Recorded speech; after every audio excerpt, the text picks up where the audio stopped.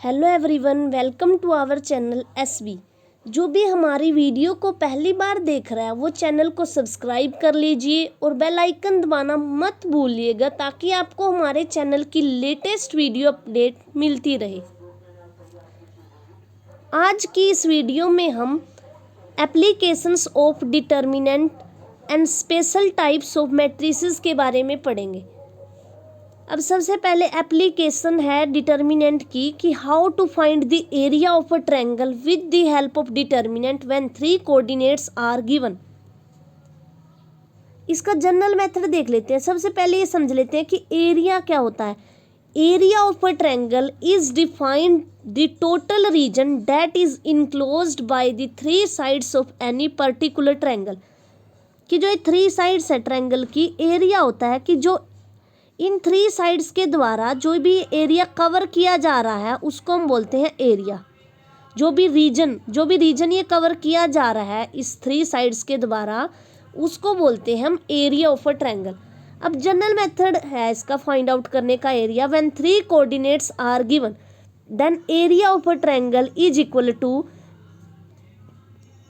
1/2 into x1 y2 minus y3 plus x2 y3 minus y1 plus x3 y1 minus y2।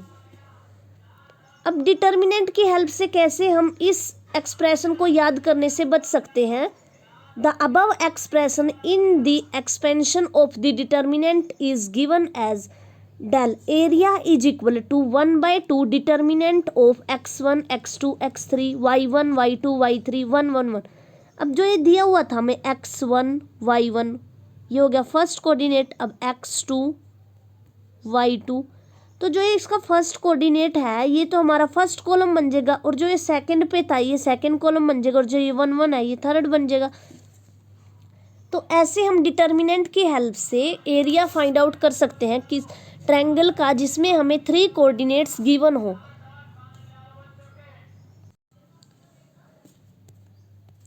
अब note पढ़ लेते हैं। We always take the absolute value of the above determinant.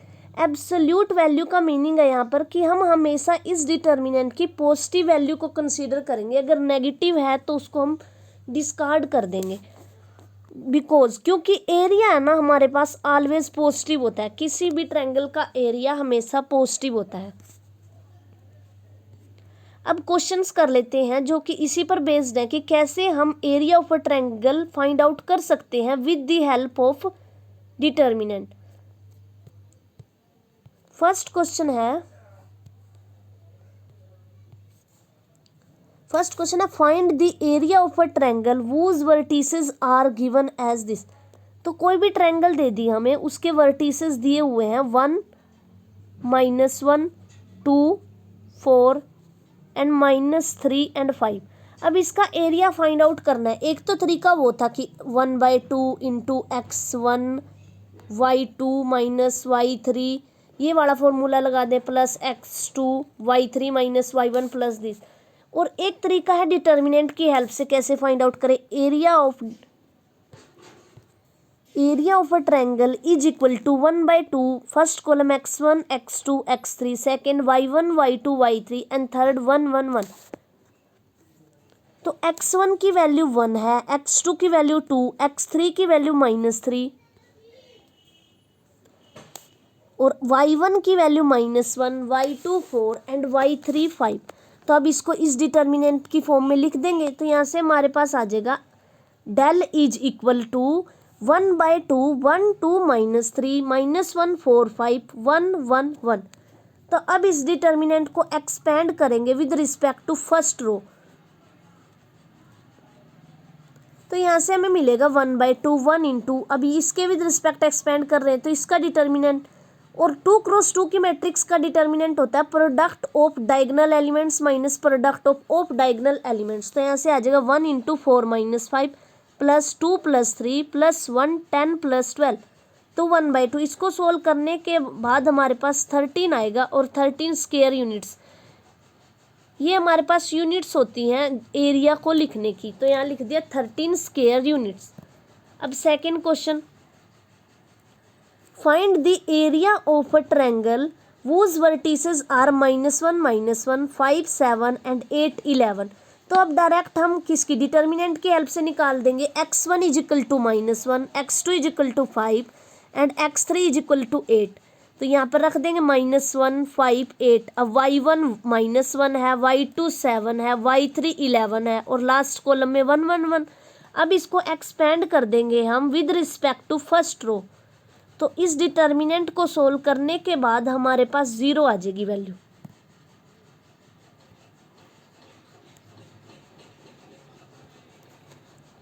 अब आगे how to check 3 points are collinear और not.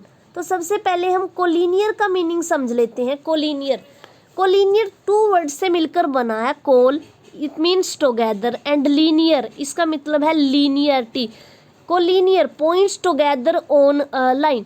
कोल का मतलब था टुगेदर एंड लीनियर का मतलब था लाइन। तो collinear points together on a line कि 2 पॉइंट्स की सेम लाइन पे लाई करते हैं या नहीं, या फिर 3 पॉइंट्स सेम लाइन पे लाई करते हैं नहीं। अगर वो सेम लाइन पर लाई करते हैं तो उसको बोल देते हैं हम collinear.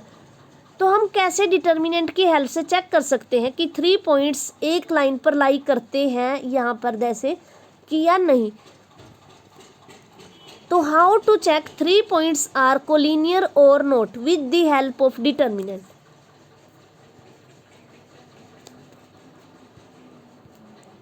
Three points A x1 y1, B x2 y2 and C x3 y3 are collinear if area of a triangle is equal to 0। कि अगर हमारे पास जो एरिया फाइंड आउट किया था, हमने ऊपर सीखा था एरिया फाइंड आउट करना ट्रायंगल का, व्हेन 3 कोऑर्डिनेट्स आर गिवन। तो अगर उसकी वैल्यू हमारे पास 0 आ जाती है तो हमारे पास जो 3 पॉइंट्स होते हैं वो आपस में हो जाते हैं कोलिनियर। अगर determinant of ABC is not equal to 0 then 3 points are not non collinear. अब इस पर बेस्ड क्वेश्चन देख लेते हैं कि कैसे हम चेक करेंगे कि 3 पॉइंट्स आर कोलिनियर और नॉट। ये 4th क्वेश्चन है इस वीडियो का। If A x1 y1, B x2 y2 and C x3 y3 are the vertices of the equilateral triangle whose each side is equal to A। अब थोड़ा पहले equilateral triangle के बारे में समझ लेते हैं कि इक्विलेटरल ट्रायंगल क्या होती है। इक्विलेटरल ट्रायंगल को हम रेगुलर ट्रायंगल भी बोलते हैं। An equilateral triangle is a triangle in which all 3 sides have same length and all 3 internal angles are same. ऐसी ट्रायंगल जिसके तीनों के तीनों इंटरनल एंगल भी सेम हो और जो ये 3 साइड्स हैं, ये वाली साइड, ये साइड और ये साइड, ये तीनों भी आपस में इक्वल हो, उस ट्रायंगल को हम इक्विलेटरल ट्रायंगल बोल देते हैं। अब इक्विलेटरल ट्रायंगल में हमारे पास नंबर ऑफ साइड्स कितनी होती हैं? 3। Number of angles in equilateral triangle 3। Each interior angle 60 degree. जब ऐसे दिख रहे हैं हम कि ये एंगल्स ये भी सेम है, साइड्स भी सेम है हमारे पास और एंगल भी 60 डिग्री का बन रहा है अंदर, तो बाहर कितने का बनेगा? 120 का, क्योंकि टोटल कितना होता है? 180। External angle 120। अब पैरामीटर क्या होता है इक्विलेटरल ट्रायंगल का? 3 times of the side length. अगर साइड लेंथ हमें A दी हुई है तो उसका पैरामीटर आएगा इक्विलेटरल ट्रायंगल का 3A। एरिया होता है √3/4 साइड का स्क्वायर। अब साइड हमें इस क्वेश्चन में A दी हुई है तो √3/4 A का स्क्वायर। अब क्वेश्चन में देख लेते हैं उसने पूछा क्या है कि if A x1 y1, B x2 y2, C x3 y3 are the vertices of the equilateral triangle. अब इक्विलेटरल ट्रायंगल का हमें पता चल गया कि वो ट्रायंगल जिसका जिसकी 3 साइड्स भी इक्वल हो और जिसके 3 इंटरनल एंगल्स भी सेम हो, उसको हम इक्विलेटरल ट्रायंगल बोलते हैं। whose each side is equal to A। Then find. अब हमें इस डिटर्मिनेंट की वैल्यू फाइंड आउट करनी है। x1 x2 x3 y1 y2 y3 2 2 2 का होल मोड डिटर्मिनेंट का स्क्वायर, इसकी वैल्यू फाइंड आउट करनी है। फर्स्ट ऑप्शन है 3A5 होगी या 5A4 या 3A4 या फिर 8A का स्क्वायर। अब एरिया ऑफ ऑफ ट्रायंगल निकालते हैं। अगर 3 कोऑर्डिनेट गिवन होते हैं हमें, तो उसका ये फार्मूला होता है डिटर्मिनेंट की हेल्प से एरिया फाइंड आउट करने का, 1/2 x1 x2 x3 y1 y2 y3 1 1 1। अब इसको हम 2 से मल्टीप्लाई कर देते हैं, तो यहाँ से बनेगा 4 से मल्टीप्लाई कर देते हैं, sorry 4 del is equal to 2 determinant of x1 y1 1 x2 y2 1 x3 y3 1। तो अब इस 2 को हम डिटर्मिनेंट के एक रो से लेके आए थे बाहर, और एक कॉलम से बाहर था ये, तो एक कॉलम के साथ मल्टीप्लाई हो जाएगा अंदर जाके, तो x1 x2 x3 y1 y2 y3 2 2 and 2। अब स्केयर कर देंगे बोथ साइड्स, क्योंकि हमें क्वेश्चन में इसके होल स्केयर की वैल्यू पूछी गई है, तो यहाँ से बन जाएगा 16 del square is equal to x1 x2 x3 y1 y2 y3 2 2 2 determinant का होल स्केयर। अब एरिया ऑफ इक्विलेटरल ट्रायंगल, उस फॉर्मूले का यूज कर लेते हैं, इज इक्वल टू √3/4 साइड का स्केयर, एंड साइड हमें गिवन है कि side is equal to A, कि इक्विलेटरल ट्रायंगल है जिसकी तीनों की तीनों साइड्स ए है। तो यहाँ से आ जाएगा हमारे पास 4 del is equal to √3a square, तो 16 del square is equal to 3a4, और 16 डेल स्केयर किसके इक्वल था, जो कि जिसकी वैल्यू पूछी गई थी determinant x1 x2 x3 y1 y2 y3 2 2 and 2 के डिटर्मिनेंट का whole square is equal to 3a4। तो हमारा आंसर आ जाएगा 3a4। अब next question, find the value of k in order that the points 5 5 and k1 और 10 7 lie on a straight line. कि हमें k की वैल्यू फाइंड आउट करनी है, ये तीनों के तीनों पॉइंट्स जो गिवन है ये हमारे एक स्ट्रेट लाइन पर लाई करते हैं। और हमने पीछे अभी पढ़ा था कि कोलिनियर का मतलब होता है कि तीनों के तीनों पॉइंट्स एक लाइन पर लाई करें। और कोलिनियर कब होता था, जब area of a triangle is equal to 0। तो अब चेक कर लेते हैं इस केस में कि एरिया ऑफ ट्रायंगल क्या आएगा हमारे पास। अब अगर ये 3 पॉइंट्स गिवन है तो एरिया कैसे निकालते थे, 1/2 determinant x1 x2 x3 y1 y2 y3 1 1 1। If del is equal to 0 then they lie on a straight line, कि तीनों के तीनों पॉइंट स्ट्रेट लाइन पे लाई करेंगे। अगर हमारे पास ये आ गया कि डेल इज इक्वल टू 0, अगर del is not equal to 0 then they are not collinear. तब चेक कर लेते हैं, डेल इज इक्वल टू 1/2 5 10 5 के 10 एंड 5 1 7 1 1 1, तो 1/2। अब इसको एक्सपेंड कर देंगे हम with respect to first row, तो 5 into 1 minus 7 minus 5 into k minus 10 plus 1 7k minus 10। तो जब इसको सोल्व करेंगे हम तो हमारे पास आएगा 1/2 into -30 minus 5k plus 50 plus 7k minus 10, तो 1/2 10 प्लस 2k। अब हमें गिवन है कि A B C are collinear, तो it means del is equal to 0। तो जो ये वैल्यू डेल की आई है इसको हम 0 के इक्वल रख देंगे, तो यहाँ से आ जाएगा हमारे पास 2k plus 10 is equal to 0, तो k इज इक्वल टू -5, तो ये हमारी वैल्यू आ जाएगी। अब नेक्स्ट क्वेश्चन है, find the equation of a line, find the equation of a line joining a 1 3 and b 0 0। अब हमें लाइन की इक्वेशन फाइंड आउट करनी है जो कि इन दो पॉइंट्स को जोड़ने पर बनती है। मान लिया कि ये दो पॉइंट्स हैं हमारे, ये हो गया a एंड ये हो गया b। मान लिया कि ये कोई p पॉइंट्स है जो इन दोनों के बीच में लाई करता है। Let pxy be any point on the line AB which implies that AB PAB are collinear। अगर ये तीनों कोलिनियर है तो इसका मतलब है del is equal to 0। Del क्या होता है हमारा, एरिया ऑफ अ ट्रायंगल। तो एरिया ऑफ ट्रायंगल की फॉर्म में यहाँ लिख लिया हमने, हमारे पास दो पॉइंट थे, 1/2 x10 y30 1 1 1 is equal to 0।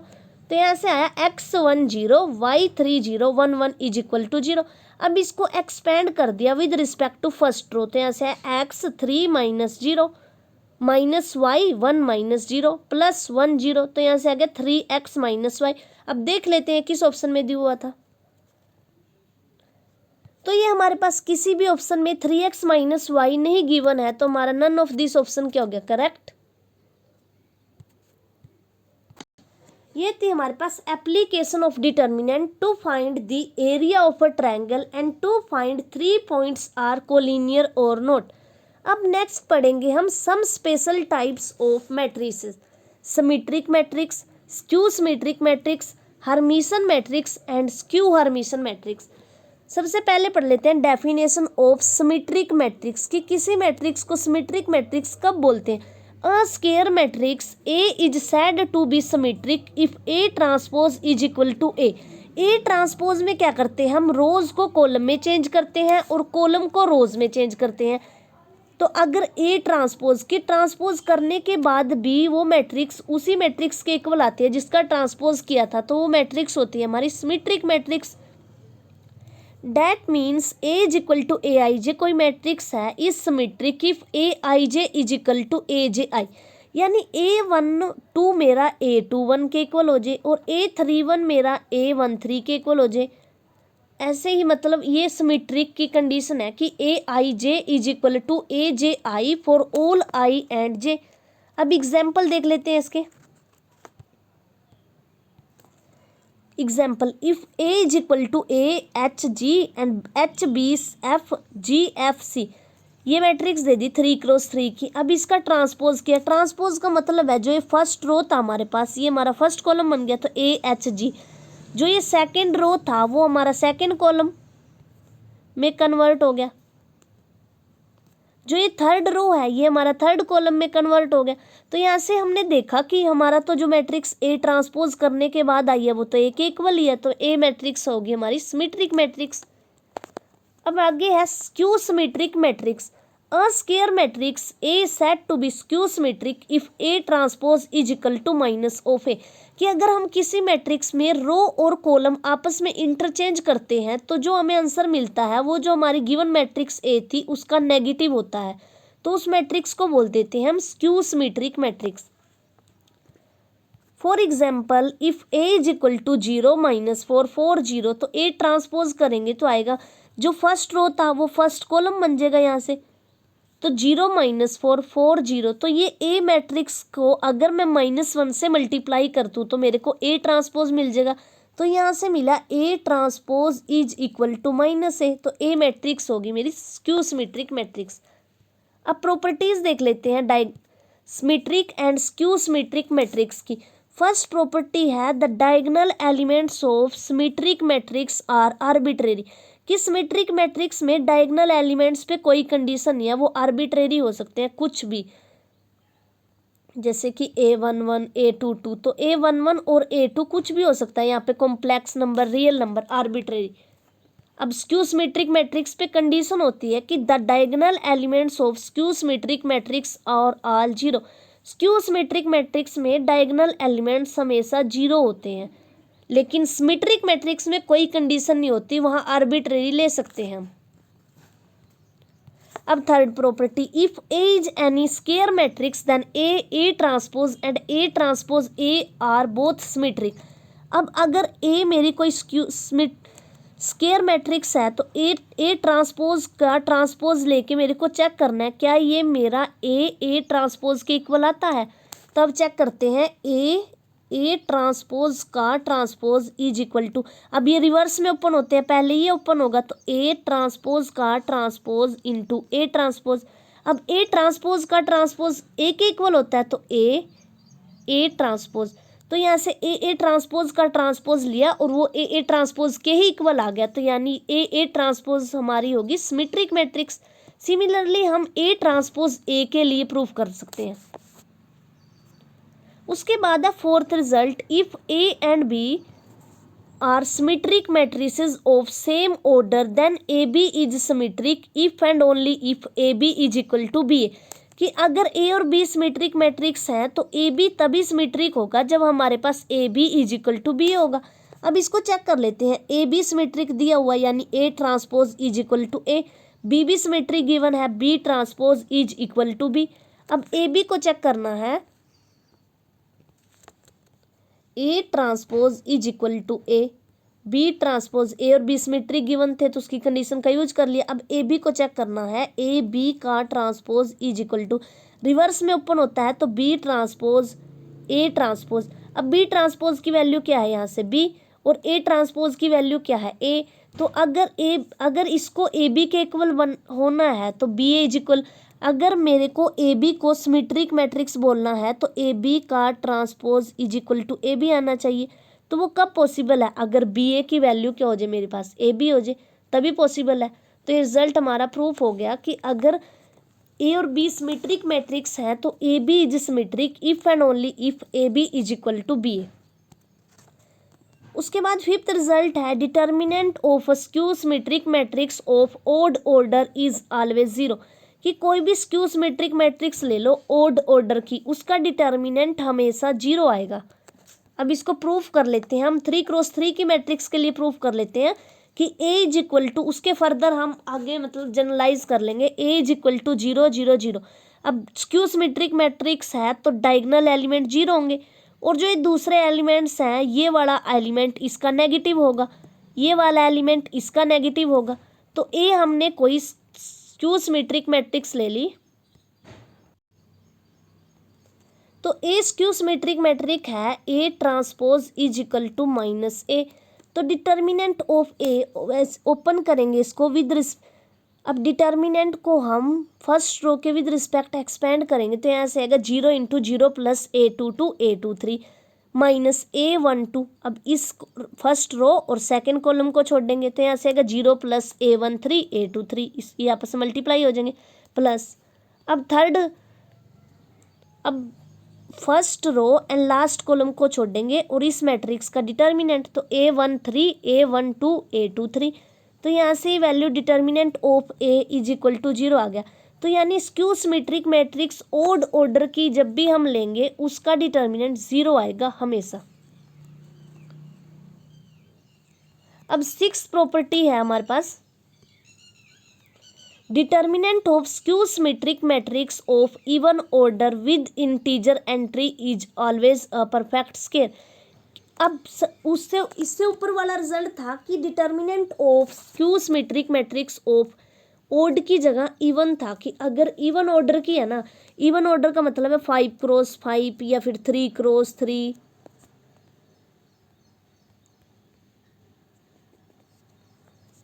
तो उसका डिटर्मिनेंट हमारा 0 आता था। अब हम स्क्यू सिमेट्रिक मैट्रिक्स ले लें इवन ऑर्डर की, यानी 4x4 6x6 या फिर 2x2। अब 2x2 के लिए प्रूफ कर लेते हैं और 4x4 के लिए आप ट्राई करना, अगर नहीं हुआ तो कमेंट बॉक्स में लिख देना, मैं नेक्स्ट वीडियो में करा दूंगी। इफ a is equal to 0 0 A12 and a minus A12, तो determinant of a is equal to A12 का होल स्क्वायर, तो ये परफेक्ट स्क्वायर आ गया हमारे पास। Determinant of a is a perfect square, कि अगर कोई स्क्यू सिमेट्रिक मैट्रिक्स है इवन ऑर्डर की तो उसका डिटर्मिनेंट हमेशा परफेक्ट स्क्वायर आता है। इसके बाद है seventh property, zero matrix is only matrix which is both symmetric and skew symmetric, कि जीरो मैट्रिक्स ही ऐसी मैट्रिक्स है जो स्क्यू सिमेट्रिक भी है और सिमेट्रिक भी है, क्योंकि जीरो मैट्रिक्स के केस में ही पॉसिबल है कि ए ट्रांसपोज ए के भी इक्वल आ जाए और ए ट्रांसपोज माइनस ऑफ ए के इक्वल भी आ जाए। ठीक है, उसके बाद एट्थ रिजल्ट है हमारे पास, every square matrix is uniquely expressible as the sum of symmetric matrix and a skew symmetric matrix.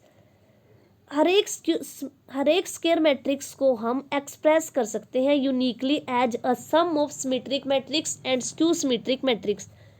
तो a is equal to 1/2 a plus A transpose, ये मैट्रिक्स होती है हमारी सिमेट्रिक मैट्रिक्स और ये मैट्रिक्स होती है स्क्यू सिमेट्रिक मैट्रिक्स। अब इससे नेक्स्ट, अब हमने सिमेट्रिक मैट्रिक्स पढ़ी और स्क्यू सिमेट्रिक मैट्रिक्स और उसकी प्रॉपर्टीज देखी, 8 प्रॉपर्टीज। ये वेरी इंपॉर्टेंट है, ये हर एक टेट के एग्जाम में इस पे क्वेश्चन बनता ही है, symmetric and skew symmetric matrix. अब आगे है hermitian matrix, a square matrix A is said to be hermitian if A star is equal to A is equal to A I J is hermitian, यानी हम A transpose, A star का meaning है यहाँ पर ए का transpose का conjugate. अब कोई कॉम्प्लेक्स नंबर है a प्लस आई बी, तो इसका कॉन्जुगेट होता है a माइनस आई बी, तो A I J is equal to A J आई का कॉन्जुगेट। तो यहाँ से हम एग्जाम्पल से समझ लेते हैं कि ए मैट्रिक्स गिवन है, A is equal to 1 2 plus iota 1 minus 2 iota 2 minus iota 2 3 iota 1 plus 2 iota minus 3 iota 3। तो A star is equal to A transpose का कॉन्जुगेट। तो सबसे पहले इस मैट्रिक्स का हम ट्रांसपोज कर देंगे, यानी फर्स्ट रो हमारा फर्स्ट कॉलम से चेंज हो जाएगा। उसके बाद जो कॉन्जुगेट ले लेंगे, तो यहाँ 1 2 माइनस आयोटा 1 प्लस 2 आयोटा। अब इसका करेंगे तो पहले तो ट्रांसपोज ले लिया इसका, तो ये बन गया 2 प्लस यहाँ 2 माइनस आयोटा 2 3 आयोटा बनना था। उसके बाद उसका कॉन्जुगेट लेते हैं जैसे, तो आयोटा की जगह माइनस आयोटा चेंज हो जाएगा, तो ये आ जाएगा। तो अब हमने देखा कि यहाँ पे तो A star is equal to ए आ गया, तो ये हर्मिशन मैट्रिक्स होगी हमारी। इसके बाद है skew Hermitian matrix. A square matrix A is said to be skew Hermitian if A star is equal to minus A is equal to A I J. तो A I J is equal to minus A J I, कि अगर हम किसी matrix का transpose लेने के बाद conjugate करते हैं, तो अगर वो हमें माइनस ऑफ ए के इक्वल मिलता है, तो वो मैट्रिक्स होती है हमारी स्क्यू हर्मिशन मैट्रिक्स। अब चेक कर लेते हैं एक मैट्रिक्स एग्जाम्पल से। ए इज इक्वल टू, ये मैट्रिक्स ले ली हमने, तो इसका ट्रांसपोज करने के बाद हमने कॉन्जुगेट किया, तो जो कॉन्जुगेट करते हैं तो 3 आयोटा माइनस 3 आयोटा हो जाएगा, और जो ये 1 प्लस आयोटा है ये 1 माइनस आयोटा। अब ये 2 माइनस 3 आयोटा, तो 2 प्लस 3 आयोटा। अब ये -1 प्लस आयोटा, तो -1 माइनस आयोटा, 0 0 ही रहेगा। अब 5 प्लस आयोटा, ये दोनों काम एक साथ किए गए, आप अलग अलग करके ट्राई कर सकते हो। पहले तो ट्रांसपोज लेना, उसके बाद कॉन्जुगेट अप्लाई करना। तो यहाँ से हमारे पास हमने देखा कि ये मैट्रिक्स आई है जो A star is equal to minus of A. तो जो ये मैट्रिक्स थी, अगर इसमें से मैं -1 ले लूँ, तो ये -1 कॉमन ले लूँ, तो ये ए के इक्वल बन जाती थी। तो A star is equal to minus A, तो जो गिवन मैट्रिक्स थी वो होगी हमारी स्क्यू हर्मिशन मैट्रिक्स। अब प्रॉपर्टीज पढ़ लेते हैं हर्मिशन और स्क्यू हर्मिशन मैट्रिक्स की क्या क्या प्रॉपर्टीज हैं। फर्स्ट प्रॉपर्टी है the diagonal element of Hermitian matrix are purely real, कि हमेशा कोई भी हर्मिशन मैट्रिक्स है ना, तो उसके जो डायगोनल एलिमेंट्स है ना, जो डायगोनल एलिमेंट जिनके लिए I is equal to J होता है, वो हमारे हमेशा रियल होने चाहिए। हर्मिशन मैट्रिक्स के केस में प्योरली रियल, इमेजिनरी नहीं ले सकते हम। The diagonal element of skew Hermitian matrix, second property है the diagonal elements of skew Hermitian matrix are either 0, कि या तो वो 0 होंगे डायगोनल एलिमेंट, और purely imaginary. Skew Hermitian matrix के केस में डायगोनल एलिमेंट या तो 0 ले सकते हैं और या फिर प्योरली इमेजिनरी। ठीक है, अब इसमें हम रियल नहीं ले सकते। थर्ड प्रॉपर्टी है determinant of Hermitian matrix is, determinant पे बात कर लेते हैं। जैसे हमने डिटर्मिनेंट ऑफ सिमेट्रिक मैट्रिक्स और स्क्यू सिमेट्रिक पढ़ा था, वैसे ही Hermitian matrix, determinant of Hermitian matrix is always real, कि हर्मिशन मैट्रिक्स का डिटर्मिनेंट हमेशा रियल आएगा। उसके बाद है fourth property determinant of skew Hermitian matrix of even order. अगर हमारे पास जो स्क्यू हर्मिशन मैट्रिक्स है वो इवन ऑर्डर की हुई, तो उसका डिटर्मिनेंट रियल आएगा। अगर वो ऑड ऑर्डर की हुई, तो उसका डिटर्मिनेंट आइदर 0 और प्योरली इमेजिनरी हो सकता है। इसके बाद है fifth property every square matrix is uniquely expressible as a sum of Hermitian matrix and a skew Hermitian matrix, कि किसी भी स्क्वायर मैट्रिक्स को हम यूनिकली एक्सप्रेस कर सकते हैं sum of Hermitian matrix and skew Hermitian matrix. तो हमने हर्मिशन मैट्रिक्स पढ़ी, स्क्यू हर्मिशन मैट्रिक्स पढ़ी, और उसकी 5 प्रॉपर्टीज पढ़ी, जो कि डिटर्मिनेंट और स्क्वायर मैट्रिक्स को एक्सप्रेस करने या फिर उसके डायगोनल एलिमेंट्स के बारे में थी। इसके बाद है orthogonal matrix and unitary matrix. Orthogonal matrix, a square matrix A is said to be orthogonal if A transpose is equal to A transpose A is equal to identity. अगर हमारे पास कोई ऑर्थोगोनल मैट्रिक्स मिल जाती है, तो उसका inverse find हम easily कर सकते हैं, क्योंकि A transpose is equal to A inverse. तो ए इन्वर्स फाइंड करने की बजाय जो मैट्रिक्स हमें गिवन होगी उसका हम ट्रांसपोज ले लेते हैं। तो ऑर्थोगोनल मैट्रिक्स वो मैट्रिक्स होती है जिसके लिए ए ट्रांसपोज और is equal to A transpose A is equal to identity होता है। एग्जाम्पल से समझ लेते हैं। Example 1, A is equal to cos theta minus sine theta 0, sine theta cos theta 0 0 0 1। तो ए ट्रांसपोज में रोज कॉलम में चेंज हो जाएंगे। तो मल्टीप्लाई किया यहाँ पे कोस थीटा माइनस साइन थीटा 0, कोस थीटा माइनस साइन थीटा 0, तो यहाँ से बना cos square plus sine square theta. अब इसके सेकंड रो को इसके फर्स्ट कॉलम से किया तो यहाँ से बना sign theta cos theta minus cos theta sine theta, तो ऐसे 0 मिल गया। ऐसे अब थर्ड को करेंगे तब भी 0 मिलेगा। अब फर्स्ट रो को सेकंड कॉलम से करेंगे तो 0 मिलेगा। अब सेकंड रो को सेकंड कॉलम से करेंगे तो 1 मिलेगा। ऐसे ही A13 0।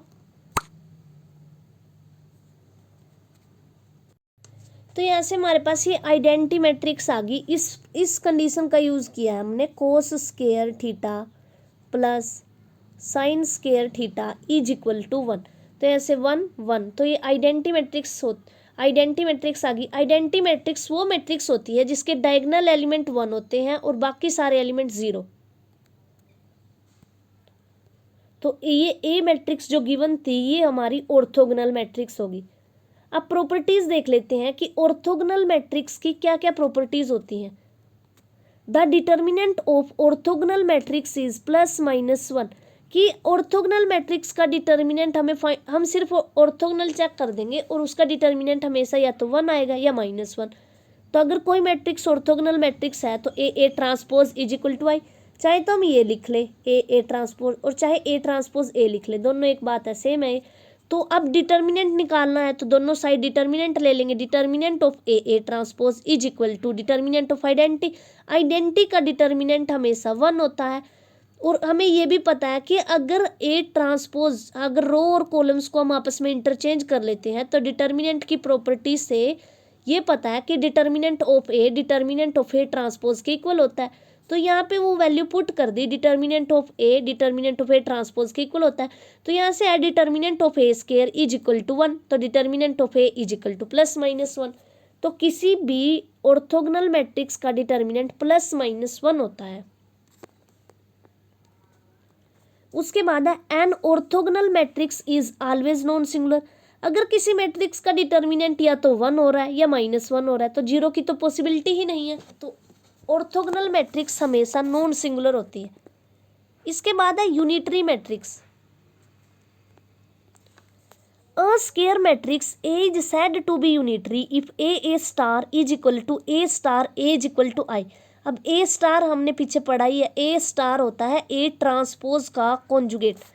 एग्जाम्पल, अब इसमें भी ये साफ है कि अगर A inverse is equal to A star, कि अगर A इनवर्स फाइंड आउट करना है इस मैट्रिक्स का तो हम A स्टार फाइंड आउट कर लेते हैं। A स्टार होता है A ट्रांसपोज का कॉन्जुगेट। इफ अगर ए मैट्रिक्स गिवन है 1/2 1 plus iota minus 1 plus iota 1 plus iota 1 minus, तो ए स्टार फाइंड आउट कर लिया। ए स्टार आया हमारे पास 1/2 1 माइनस एटा -1 माइनस एटा 1 माइनस एटा 1 प्लस एटा। तो ए स्टार जब इन दो मैट्रिसेस को मल्टीप्लाई करेंगे, इनको मल्टीप्लाई करके देखना, अगर नहीं क्लियर हुआ तो कमेंट बॉक्स में लिख देना, नेक्स्ट वीडियो में इसको डिस्कस कर लेंगे। फिर इसको सोल्व करना, ये हमारे पास आइडेंटिटी मैट्रिक्स आएगी। तो A star is equal to identity, तो यहाँ से ए मैट्रिक्स होगी हमारी यूनिटरी मैट्रिक्स। अब यूनिटरी मैट्रिसेस की प्रॉपर्टी देख लेते हैं। The determinant of unitary matrix has absolute value 1, कि डिटर्मिनेंट हमेशा यूनिटरी मैट्रिक्स का एब्सोल्यूट वैल्यू 1 रखता है। A unitary matrix is always non singular matrix, अगर उसके डिटर्मिनेंट की वैल्यू एब्सोल्यूट 1 है, यानी डिटर्मिनेंट ऑफ, ये एब्सोल्यूट वैल्यू के लिए डालते हैं, absolute value of A is equal to 1, तो इसके डिटर्मिनेंट है जो ये determinant of A is equal to 1, तो ये मैट्रिक्स क्या होगी हमारी non singular. Non singular matrix वो मैट्रिक्स होती है जिसके केस में determinant of A is not equal to 0। Thank you for watching. Like, share and subscribe. Thank you.